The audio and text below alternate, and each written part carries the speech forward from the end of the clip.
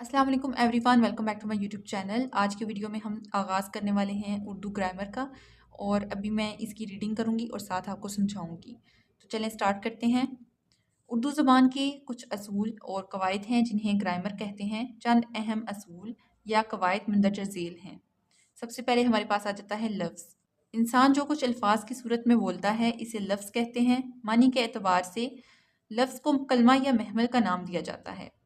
सबसे पहले बात यह है कि जो हम कोई भी जुमला बोलते हैं ना, तो वो अल्फाज का मजमूआ होता है, यानी कि वो अल्फाज से मिलकर बना हुआ होता है पूरा जुमला। और जो अल्फाज है वो लफ्ज़ की जमा है। तो अगर एक लफ्ज़ लिखा हुआ है जैसे कि इंसान, ये हमारे पास लफ्ज़ है।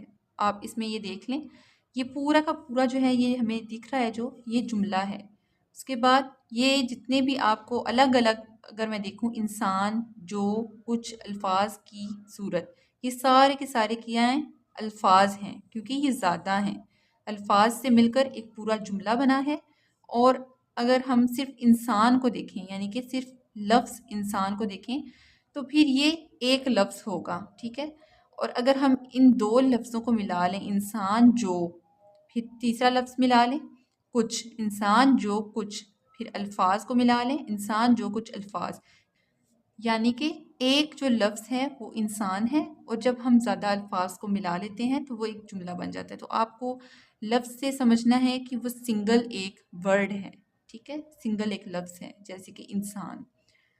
तो अभी नेक्स्ट हम स्टार्ट करते हैं कलमा। अब बात यह है कि लफ्ज़ भी दो तरह के होते हैं, एक कलमा और दूसरा महमल। कलमा हम उसे कहते हैं, कलमे की डेफिनेशन पहले पढ़ लेते हैं। कलमा वो लफ्ज़ है जिसके कुछ मानी हों, मसलन पानी, धूम, दाना वगैरह।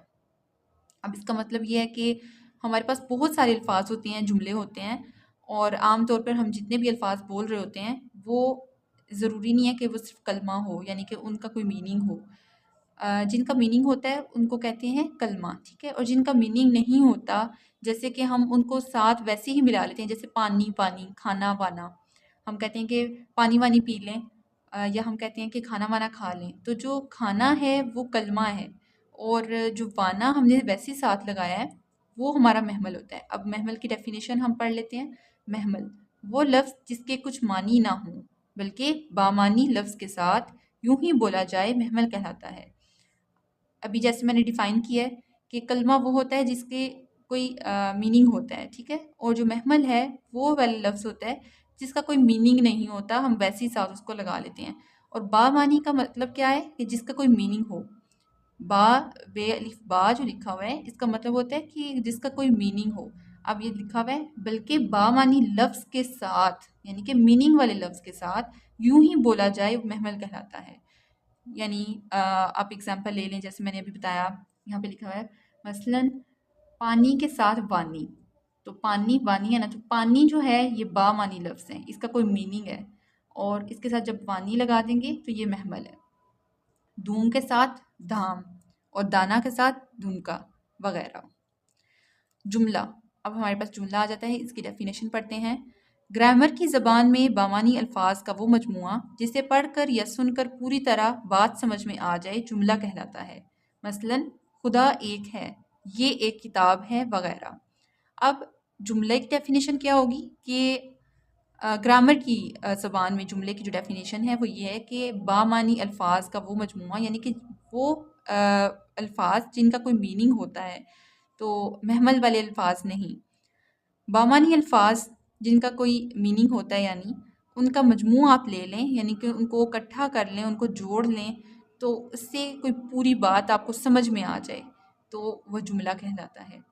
अब ऐसा नहीं है कि आप बामानी अल्फाज ले लें लेकिन उसको तोड़ फोड़ कर आगे पीछे करके आप लिख लें और उसको बोलें कि ये एक जुमला है, तो वो जुमला नहीं होगा, क्योंकि उसका कोई मीनिंग ही नहीं समझ आ रहा हमें। तो वो अल्फाज कि जिनका मीनिंग हो, यानी कि कलमा वाला जो अल्फाज होते हैं, बामानी अल्फाज का वो मजमुआ जिसे पढ़कर या सुनकर पूरी बात समझ में आ जाए, जुमला कहलाता है। अब एग्जांपल देखें, खुदा एक है, आपको समझ में आ रहा है ना कि खुदा का भी ये खुदा जो है लफ्ज़ ये कलमा है, एक ये भी कलमा है, और है ये भी कलमा है। अब इन तीनों अल्फाज का जो मजमुआ है, इनको इकट्ठा कर दिया कि खुदा एक है, तो आपको एक मीनिंग समझ में आ रहा है।